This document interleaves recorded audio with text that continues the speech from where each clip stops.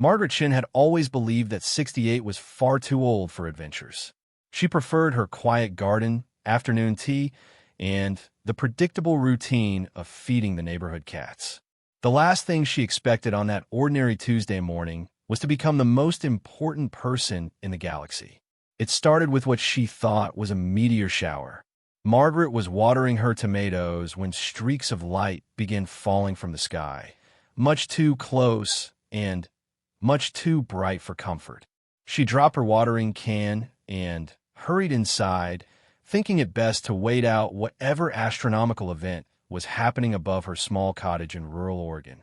The crash that followed shook her entire house. Windows rattled, picture frames fell from walls, and her prized china set tumbled from the kitchen shelves. Margaret grabbed her walking stick and cautiously peered out her front window. Where her vegetable garden used to be, there was now a smoking crater the size of her living room. "Oh dear," she whispered, adjusting her glasses. "That's going to be terrible for the carrots." But as the smoke cleared, Margaret saw something that made her heart skip several beats. It wasn't a meteor in her garden. It was a spacecraft, though unlike anything she had ever seen in movies.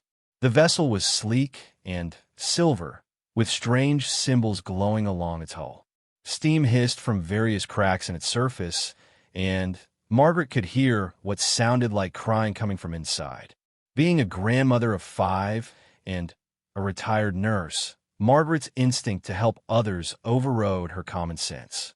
She grabbed her first aid kit from the kitchen and walked outside, her walking stick tapping against the ground as she approached the mysterious craft. "Hello," she called out. "Is anyone hurt in there?" The crying stopped immediately. Margaret heard scuffling sounds, then what seemed like whispered conversation in a language she didn't recognize. The sounds reminded her of wind chimes mixed with bird songs, beautiful but completely foreign. A section of the spacecraft's hull suddenly became transparent, revealing the interior. Margaret gasped and nearly dropped her first aid kit. Inside the vessel were 3 creatures that looked like a cross between lizards and cats, each no bigger than a house cat. They had scales that shimmered like oil on water, large golden eyes, and delicate wings folded against their backs. They were unmistakably baby dragons. The 3 little dragons huddled together in the corner of their damaged ship, trembling with fear. One of them, slightly larger than the others, stepped forward and made soft chiming sounds at Margaret. Despite the strangeness of the situation, she could sense their terror and desperation. "Oh, you poor little things," Margaret said softly, using the same gentle tone she used with frightened animals. "You're hurt, aren't you?" The larger dragon tilted its head, as if trying to understand her words. Its golden eyes were filled with intelligence, and Margaret realized this was no ordinary animal. These creatures were clearly sentient beings, probably as smart as humans, maybe smarter. One of the smaller dragons was lying on its side, breathing heavily. Margaret could see dark blue liquid seeping from a wound on its wing. Without hesitation, she opened her first aid kit and slowly reached toward the injured creature. The larger dragon immediately moved protectively in front of its injured companion, making sharp warning sounds. But Margaret had dealt with scared, injured animals before. She moved slowly, speaking in soothing tones. "I want to help," she said gently. "I'm a nurse. Well, I was a nurse. I know how to fix hurt wings." Something remarkable happened then. The larger dragon looked directly into Margaret's eyes, and she felt a warm sensation in her mind, like someone gently touching her thoughts. Suddenly, she could understand what the dragon was trying to communicate. Trust, gratitude, desperate need for help. Astris, the protective dragon, stepped aside, allowing Margaret to examine the injured one. As she carefully cleaned and bandaged the wing wound, she learned more about her unexpected visitors through that strange mental connection. They were siblings, part of a clutch of dragon hatchlings from a world called Pyraxis in the Andromeda Galaxy. Their names were ZYX, Mora, and Little Pip, who was the injured one. They had been traveling with their family when their ship was attacked by something called the Void Hunters, a ruthless alien species that captured and enslaved other intelligent beings. During the attack, the three youngsters had been shoved into an escape pod by their parents. The pod's navigation system was damaged in the chaos, sending them on a random course through space until they crash-landed in Margaret's garden. "And your parents?" Margaret asked, though she dreaded the answer. The YX, the larger dragon, made a sound like breaking glass. The mental image he shared with Margaret was clear. Their parents and the rest of their family had been captured. The children were alone, stranded millions of light years from home, with no way to rescue their family or even contact other members of their species. Margaret's heart broke. Despite their reptilian appearance and alien origin, these were children. Scared, hurt children who had lost their parents and were completely alone in a hostile universe. Her grandmother instincts kicked into full gear. "Well then," she said firmly, "I suppose you'll have to stay with me until we figure this out." Over the next few hours, Margaret learned just how remarkable her new house guests were. The dragons were incredibly intelligent, capable of learning human language at an astounding rate.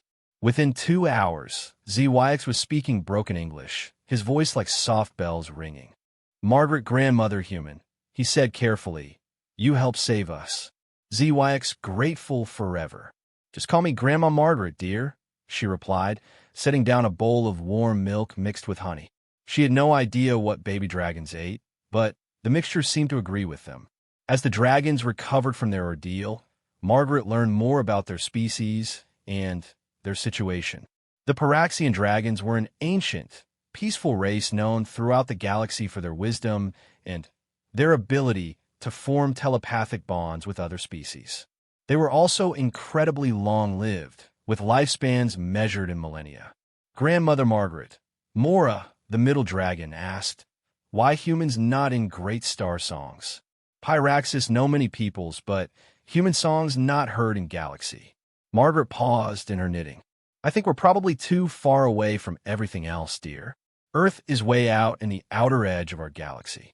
We haven't figured out how to travel to other stars yet." This news seemed to astound the young dragons. ZYX shared rapid chimes with his siblings before turning back to Margaret. "Humans alone? No star travel? No knowledge of greater galaxy?" "I'm afraid not, sweetie." But Pip squeaked, his voice much higher than his siblings. "Margaret grandmother show great kindness to stranger dragons. Show bravery. Show wisdom heart. This very rare in galaxy." Margaret smiled and patted Pip's small head gently. "I think any decent person would help children in trouble, regardless of what they look like." The dragons exchanged meaningful glances. ZYX settled down next to Margaret's chair and looked up at her with his large golden eyes. "Margaret grandmother, Pyraxis know many species across many star systems. Most beings afraid of different ones. Most beings help only same species. You are unusual special." That evening, as Margaret prepared makeshift beds for her guests using old quilts and pillows, she reflected on the surreal turn her life had taken. This morning, she had been a lonely widow with too much time on her hands and an overgrown garden. Now she was harboring 3 alien refugees and learning about civilizations that spanned the galaxy.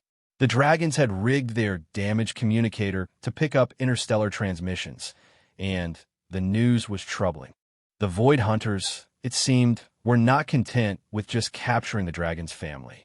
They were launching a massive campaign across multiple star systems, enslaving entire species for reasons the dragons didn't fully understand. "They take many, many peoples," ZYX explained sadly. "Not for food, not for work slaves. Something else, something worse." "What do you think they want?" Margaret asked. Mora's scales darkened with worry. "Elder dragons speak of ancient fear, old enemy from before time. Void hunters maybe serve something from deep dark between stars." That night, Margaret lay awake thinking about the 3 small creatures sleeping in her living room. They were so far from home, so completely dependent on her kindness. She thought about their captured family and all the other beings suffering under the Void Hunters. It seemed impossibly vast and terrible, far beyond what one elderly woman from Oregon could possibly help with. But then she remembered something her late husband used to say. Margaret, you don't have to solve the whole world's problems. You just have to do what's right for the people in front of you. The people in front of her right now were 3 scared, orphan dragon children who needed protection. Everything else could wait. The next morning brought unexpected visitors. Margaret was making breakfast when ZYX suddenly went rigid, his scales standing up like a cat's fur. Ships coming, he hissed. Not human ships. Not Pyraxis ships. Margaret looked out her kitchen window and saw 3 dark vessels descending from the clouds. They were angular and menacing, nothing like the graceful curves of the dragon's crashed ship. Her blood ran cold as she realized what they were. Void hunters, she whispered. The alien ships landed in her front yard with disturbing precision, crushing her flower beds and leaving scorch marks on her lawn. Armored figures began emerging from the vessels, their forms hidden behind dark, technological suits that made them look like walking shadows. They track escape pod, ZYX said, his mental voice filled with terror. They come for us. Margaret felt a protective fury rise in her chest, the same feeling she'd had when bullies picked on her grandchildren at the playground. These creatures had orphaned 3 children and were now coming to finish the job. Not on her property. Not on her watch. Mora, Pip, she said firmly, hide in the root cellar. ZYX, you too. But Margaret grandmother, no arguments. Go. Now. The dragons reluctantly obeyed, squeezing through the cellar door just as heavy footsteps approached Margaret's front door. She took a deep breath, straightened her cardigan, and walked to meet her unwelcome visitors. The knock on her door was more like a series of thunderclaps. Margaret opened it to find herself facing a creature in advanced battle armor, its face hidden behind a dark visor. When it spoke, its voice was processed through some kind of translator device, coming out as a harsh mechanical sound. Human, we detect crashed vessel signatures on your property. Surrender fugitive specimens immediately. Margaret looked up at the imposing figure and smiled sweetly. I'm sorry, but I have no idea what you're talking about. Are you perhaps looking for the meteor that crashed in my garden yesterday? I'm afraid it's just a rock. The Void Hunter stepped closer, looming over her. Do not attempt deception. Our sensors detect Pyraxian biosignatures. Produce the specimens or face consequences. Young man, Margaret said, her voice taking on the stern tone she used on misbehaving grandchildren. I don't know who you think you are, but you are trespassing on private property. I'll thank you to remove yourself and your friends from my yard immediately. The alien made a sound that might have been laughter if it weren't so cold and threatening. Elderly human, your primitive species has no concept of the forces you interfere with. Stand aside or be eliminated. Margaret felt her temper rise. She had faced down aggressive patients, drunk drivers, and hostile relatives during her nursing career. She wasn't about to be intimidated by some overgrown bully, regardless of what planet he came from. Listen here, you oversized tin can, she said, stepping forward and jabbing her finger at the alien's armored chest. Those children are under my protection now. If you want them, you'll have to go through me. The Void Hunter tilted its head, as if confused by her response. You would sacrifice yourself for alien spawn? Your attachment to them serves no logical purpose. That's where you're wrong, Margaret replied. Those aren't alien spawn. They're children. Scared, hurt children who need someone to look after them. And I've been looking after children for longer than you've probably been alive. What happened next surprised everyone, including Margaret. As she spoke about protecting the dragons, she felt that warm sensation in her mind again, but much stronger than before. The telepathic connection she had formed with the young dragons was expanding, reaching out to touch something vast and ancient. Suddenly, the air around Margaret began to shimmer with golden light. The Void Hunters stepped backward in obvious alarm, raising their weapons. But the light wasn't threatening. It was protective, warm, and unmistakably powerful. What is this? The lead Void Hunter demanded. Margaret was as surprised as anyone. but she instinctively understood what was happening. The bond she had formed with the dragon children had awakened something in her, some latent human potential that even the dragon's advanced civilization hadn't expected. "This," she said calmly, "is what happens when you threaten children in front of their grandmother." The golden light pulsed brighter, and Margaret felt knowledge flowing into her mind. She could sense the dragons in her cellar, but she could also sense something else, other minds vast and ancient, awakening across the galaxy in response to her connection with the hatchlings.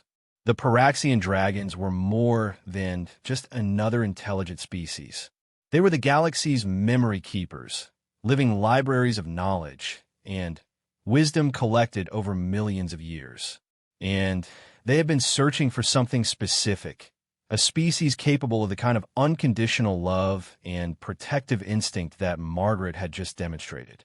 Humanity, isolated on their distant world, had evolved something that was incredibly rare in the galaxy: the ability to form instant, powerful emotional bonds with completely alien species.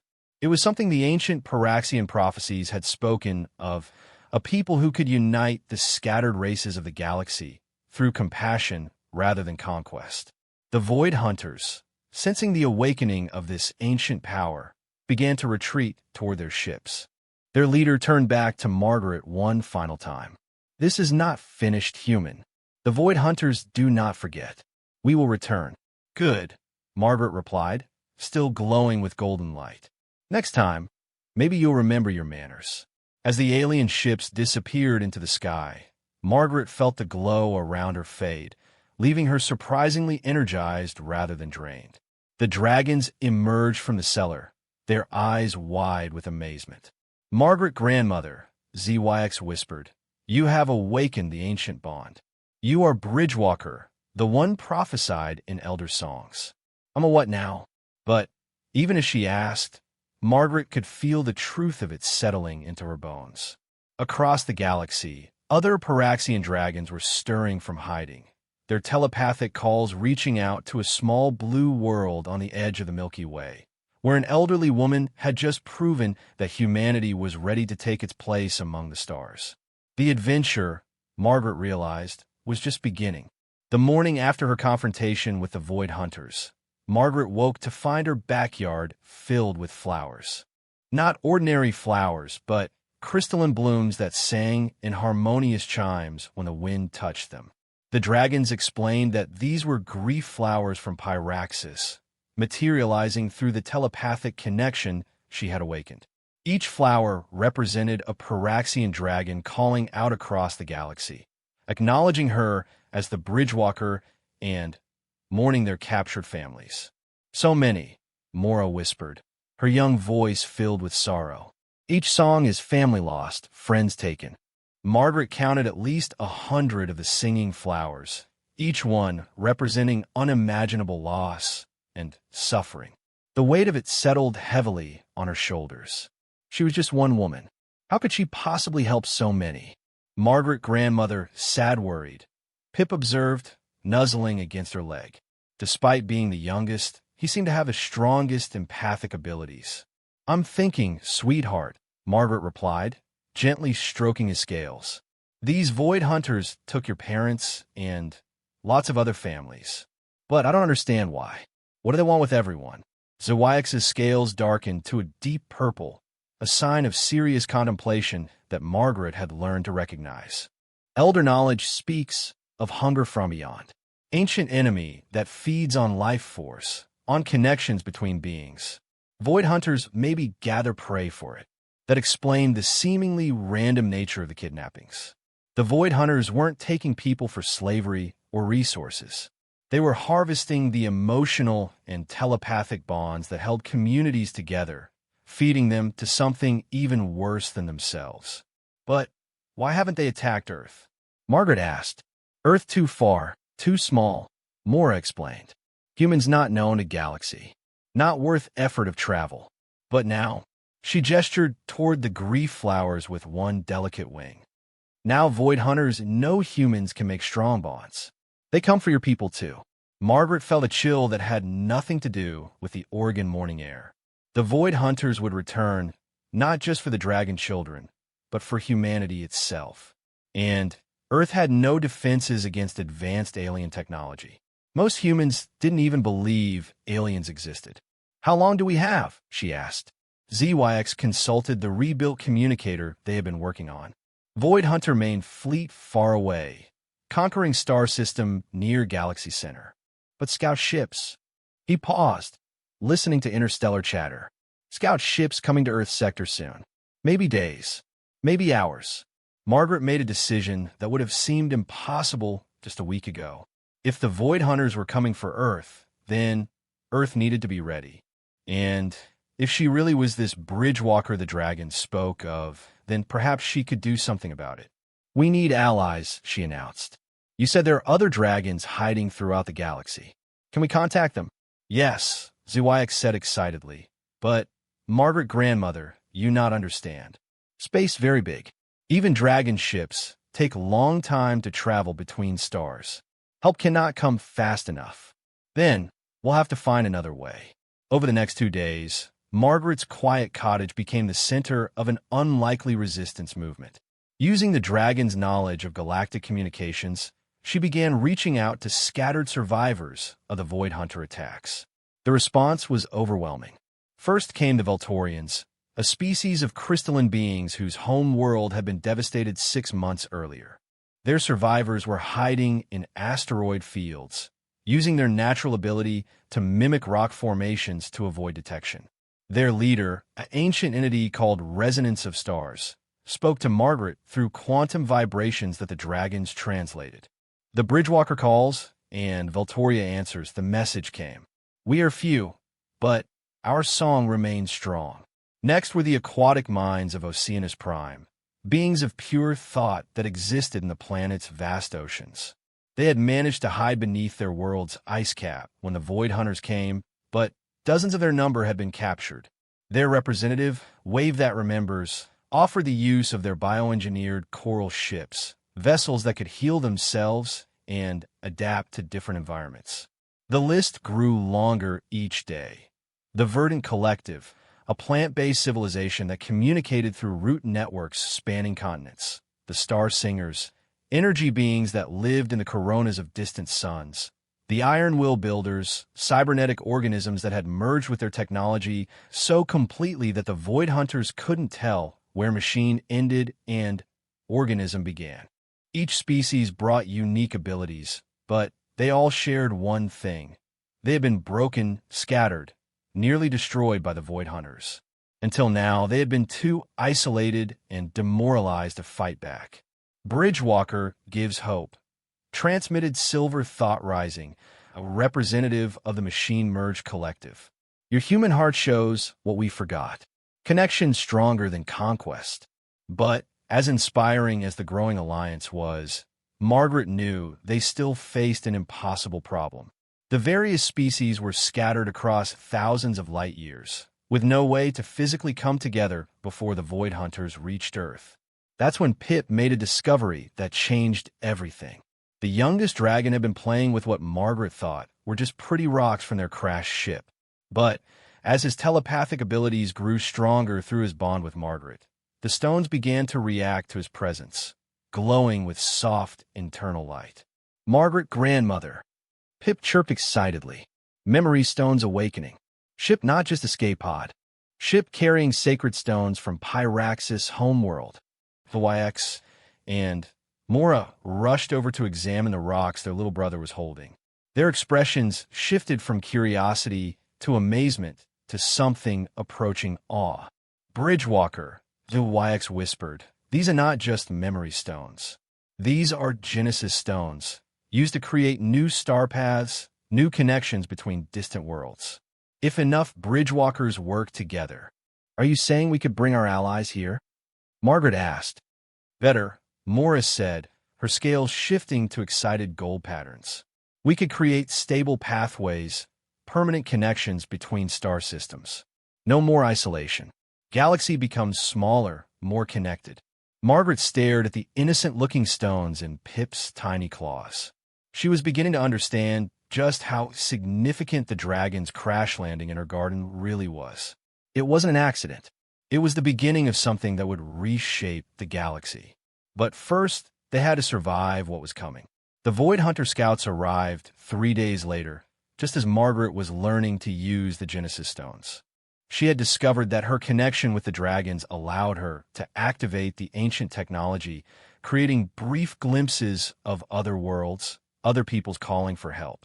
This time, the aliens didn't bother with diplomacy. 6 ships descended on the cottage, their weapons charged and ready. But Margaret was no longer the same frightened woman who had hidden in her house during the first meteor shower. She had spent 3 days learning about galactic history, forming mental bonds with dozens of species, and discovering powers she never knew she possessed. Most importantly, she was angry. ZYX, Mora, Pip, she called to the dragons. Remember what we practiced? The young dragons took their positions around the circle of Genesis stones in Margaret's living room, their scales glowing with shared telepathic energy. Margaret placed her hands on the central stone and felt the familiar warmth of the bridge connection flowing through her. But this time was different. Instead of just sensing distant minds, Margaret began opening doorways. The first portal opened above her fireplace, revealing the crystalline caves where the Veltorian survivors were hiding. Resonance of stars materialized in Margaret's living room, their crystalline body refracting light into rainbow patterns. Bridgewalker calls, Veltoria answers. They chimed. More portals opened. Wave that remembers flowed through from Oceanus Prime, their aquatic form somehow maintaining coherence in Earth's atmosphere. The Star Singers arrived as columns of living flame that danced without burning Margaret's furniture. Representatives from a dozen other species filled the small cottage, each bringing their own unique abilities to bear. Outside, the Void Hunters had begun their attack, energy beams lancing down toward the house. But the cottage was no longer just a simple human dwelling.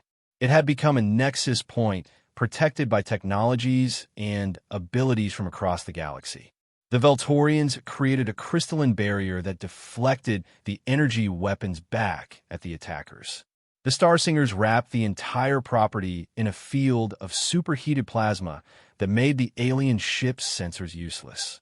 Wave that remembers summoned a localized storm that filled the air with conducting moisture, shorting out the Void Hunters' electronics. But the most impressive defense came from an unexpected source, Earth itself.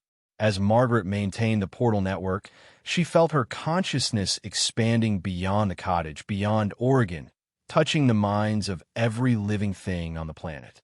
She could sense dolphins in the Pacific recognizing the telepathic call of the aquatic minds, ravens, and crows responding to the crystal song of the Veltorians, even the deep-root networks of ancient forests reaching out toward the Verdant Collective.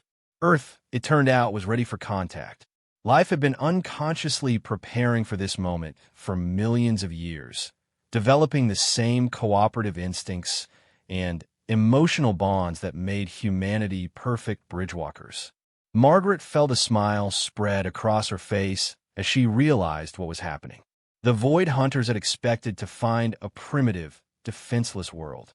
Instead, they had stumbled into the awakening of the galaxy's greatest potential defense network. "Attention, Void Hunter vessels," Margaret called out, her voice somehow carrying across space to reach their ships. "You are trespassing in protected space. Leave immediately or face the consequences."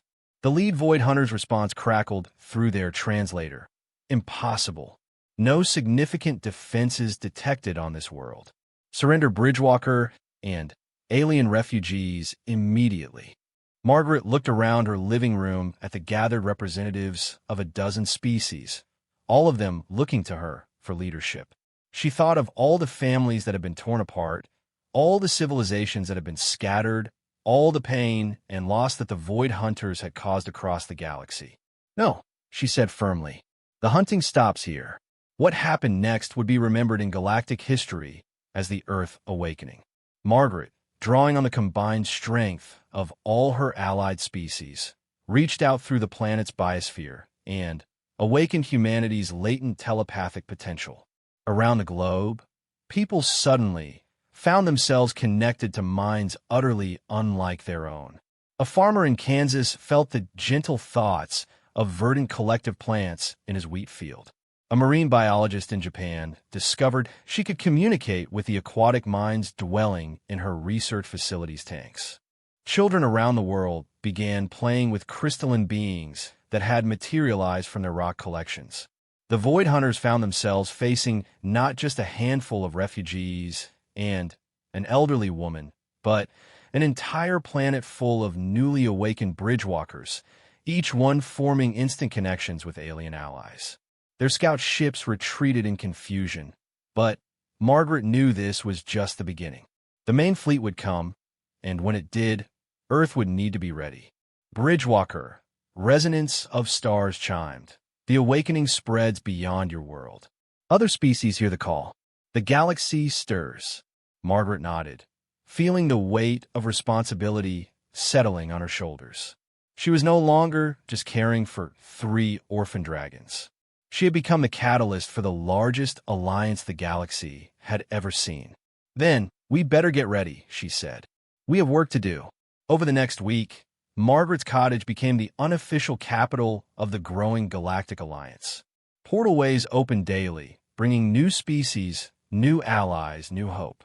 The dragons worked tirelessly to establish communication networks between Earth and distant worlds, while Margaret found herself mediating disputes, coordinating defenses, and somehow managing to feed an ever-growing collection of alien refugees. The most significant arrival came on the 7th day. Margaret was in her kitchen, trying to figure out what to serve a delegation of silicon-based life forms, when ZYX came running in with tears of joy streaming down his scaly cheeks. "Margaret, grandmother. Portal from Pyraxis sector. Elder dragons coming." Margaret rushed outside to see a massive portal opening above her house, much larger than any they had created before. Through it came beings that made her breath catch in her throat. These were adult Pyraxian dragons, magnificent creatures the size of small aircraft, their scales gleaming with the wisdom of centuries. At their head flew an ancient WYRM whose scales held the deep purple of millennia. The great dragon landed in Margaret's garden with surprising gentleness, folding wings that could have shadowed her entire property. When it spoke, its voice resonated with the harmony of ages.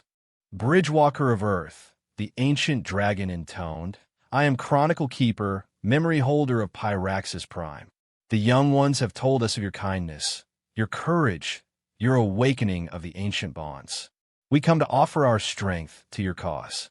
Margaret looked up at the magnificent creature and felt suddenly self-conscious about her rumpled cardigan and grass-stained gardening gloves.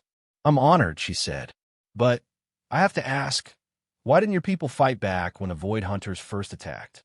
You're clearly powerful enough to defend yourselves." Chronicle Keeper's great head lowered until she was eye level with Margaret. "Because, Bridgewalker, we had lost what you have shown us can exist. We had forgotten that strength comes not from power alone, but from the willingness to protect others without thought of reward. You have reminded us what it means to be truly alive." The arrival of the Elder Dragons changed everything. With their advanced technology and ancient knowledge, they began transforming Earth into a fortress world. Cities worldwide found themselves linked by crystal pathways that allowed instantaneous travel between continents. Orbital defense platforms grew like coral reefs around the planet, each one a living synthesis of technology and biology. But the most important change was in humanity itself. As more people awakened to their Bridgewalker potential, they began forming deep connections not just with alien allies, but with each other. Old conflicts seemed suddenly petty when viewed through the lens of galactic perspective. Nations that had been enemies for centuries found common ground in their shared responsibility to protect vulnerable species. Margaret watched these changes from her cottage, which had now expanded through dimensional folding to accommodate representatives from over 100 different worlds. She had become something she never expected, the unofficial leader of the largest alliance in galactic history. The Void Hunters come, Chronicle Keeper announced one morning, reading data from sensors placed throughout the solar system. Their main fleet approaches Earth system. They bring force enough to scour worlds clean of life. Margaret nodded grimly. They had known this day would come. The question was whether their hastily assembled alliance would be enough to stop an enemy that had conquered most of the known galaxy. "How long do we have?" she asked. 3 days until they reach Earth orbit," came the reply. Margaret looked around at the incredible gathering of beings that now filled her home. 3 weeks ago, she had been a lonely widow with nothing but memories and an overgrown garden. Now she was responsible for the defense of not just Earth, but the future of galactic civilization itself. "Then, we'd better finish getting ready," she said calmly. "After all, we have children to protect."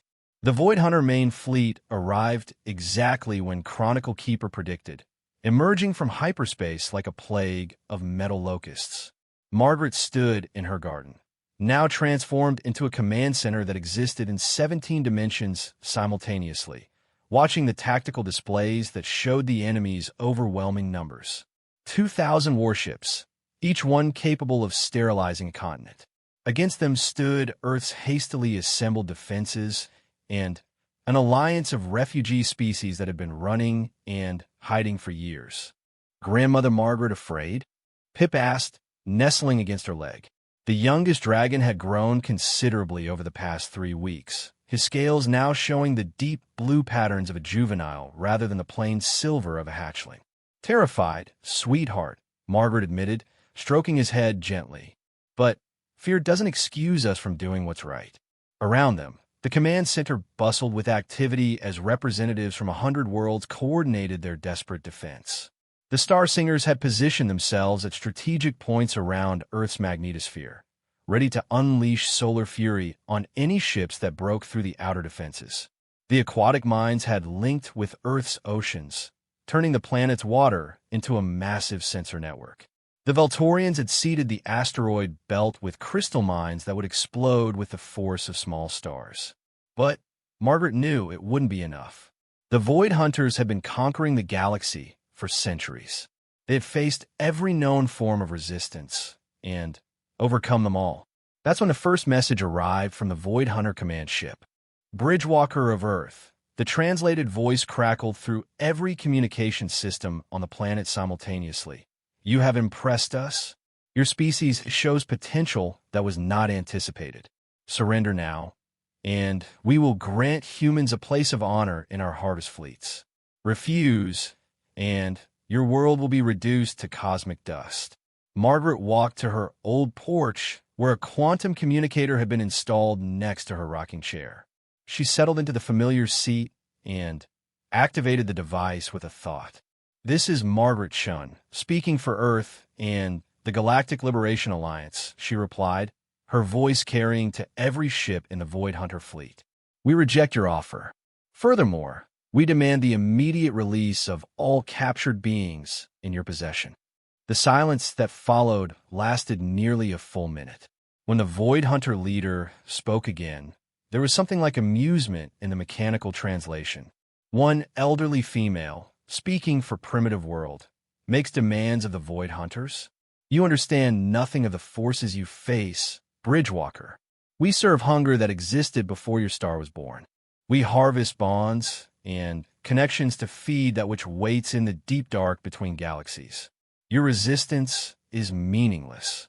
Margaret rocked gently in her chair, watching her alien allies prepare for a battle that logic said they couldn't win.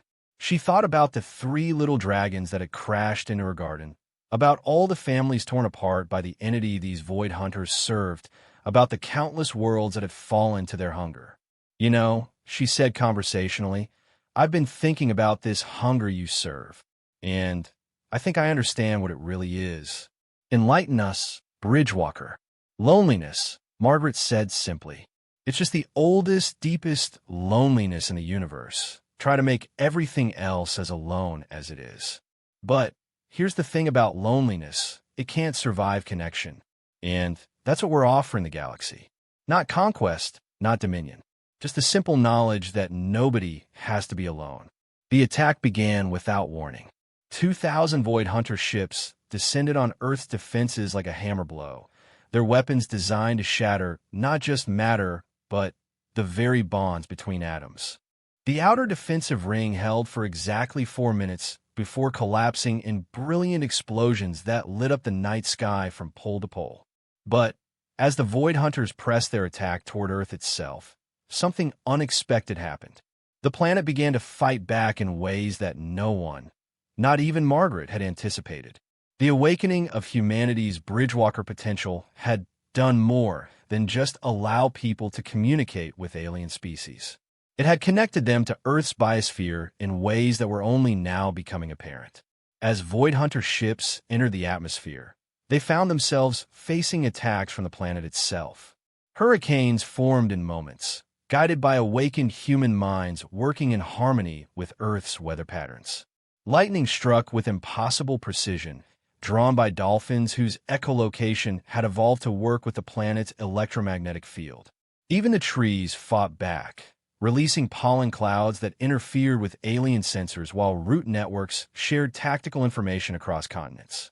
Impossible, the Void Hunter commander transmitted as his ships struggled against coordinated resistance from an entire living world. Planets do not fight back. Biospheres cannot coordinate. You're right, Margaret replied from her porch, where she sat calmly knitting while dimensional fire raged overhead. Planets don't usually fight back, but grandmothers do.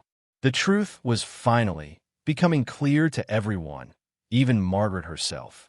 Humans weren't just bridgewalkers capable of connecting different species. They were something far more rare and precious, a species that could awaken the living potential in entire worlds, turning planets themselves into conscious, caring entities. Earth had been slowly awakening for millions of years, guided by the unconscious telepathic influence of its evolving life forms.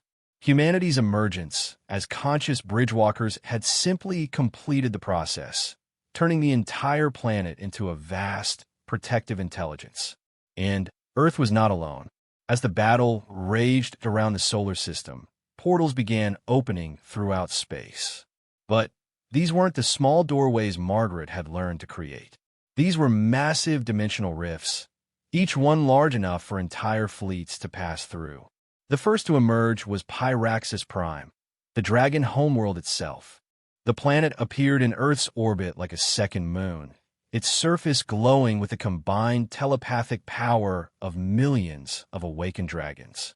With it came the Pyraxian war fleet, sleek vessels that moved like living creatures and fought with precision born of centuries of experience. But Pyraxis was just the beginning. Oceanus Prime materialized next, its frozen surface cracking open to reveal vast cities beneath the ice. The planet's aquatic minds have been hiding not just in their world's oceans, but in the planet's consciousness itself, turning their entire world into a single vast intelligence. One by one, the homeworlds of Earth's allies arrived through the portal network Margaret had unknowingly created. Not just ships, not just refugees, but entire awakened planets, each one a living entity capable of defending itself and its children. The Void Hunters found themselves facing something they had never encountered in all their centuries of conquest, an alliance of awakened worlds working together with perfect coordination. This is impossible. The Void Hunter commander's transmission was filled with something that might have been panic. Worlds do not act in concert. Planets cannot form alliances. You're thinking too small, Margaret replied, standing up from a rocking chair and walking to the edge of her dimensional garden, where she could see the battle raging across multiple layers of space-time. You've been harvesting connections between individuals, between species, but you never understood what those connections could become when they reached critical mass. She gestured toward the impossible sight of 17 awakened worlds arranged in Earth's solar system, their combined consciousness forming a protective web around humanity's homeworld. We're not just an alliance of species anymore, Margaret continued. We're an alliance of worlds, of living planets that choose to protect each other. And that's something your hunger has never faced before. The tide of battle turned decisively in that moment. The Void Hunter ships, designed to attack conventional fleets and planetary defenses, found themselves fighting entities that operated by completely different rules.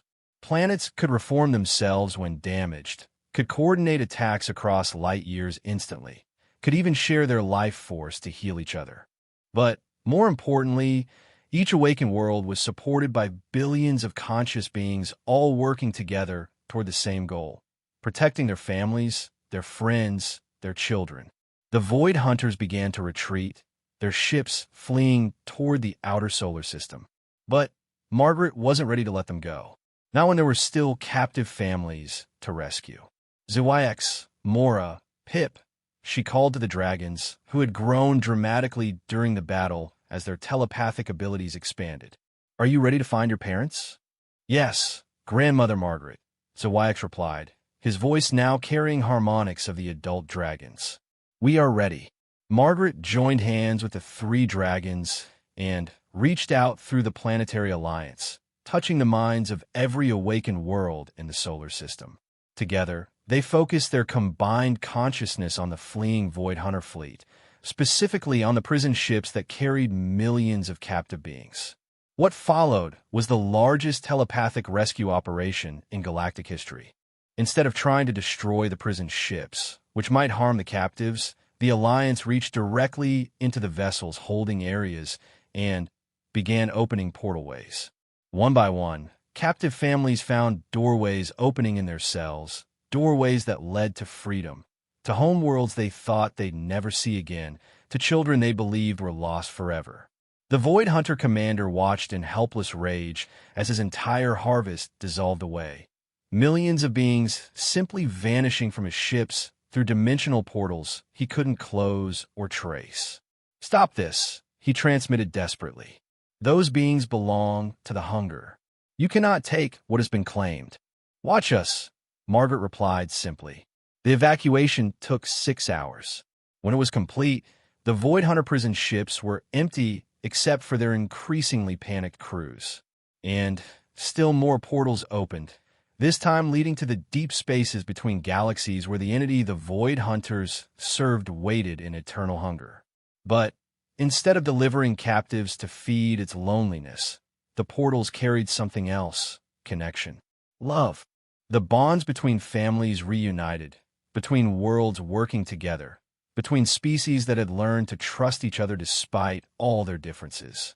The ancient hunger that had driven the Void Hunters for millennia encountered something it had never experienced before: the healing touch of genuine compassion, multiplied across billions of conscious beings.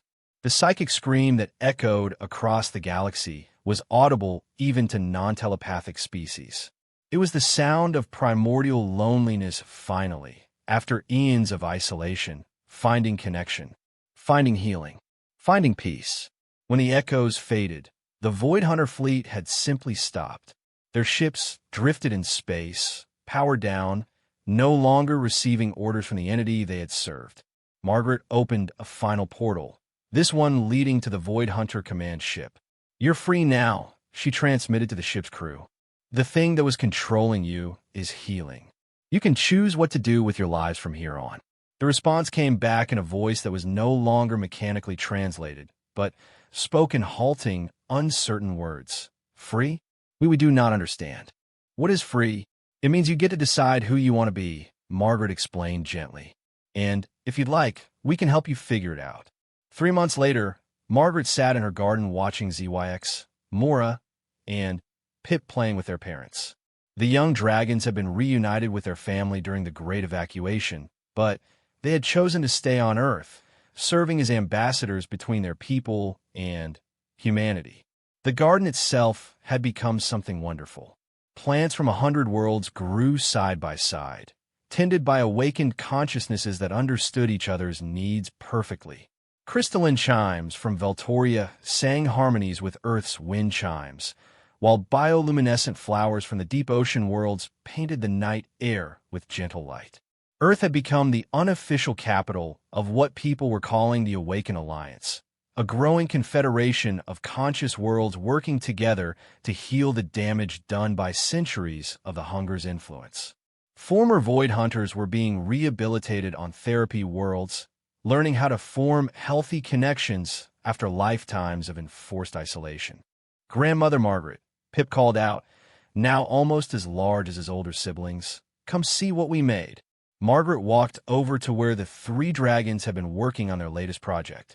In a cleared patch of garden, they had arranged stones in a complex pattern that seemed to pulse with inner light.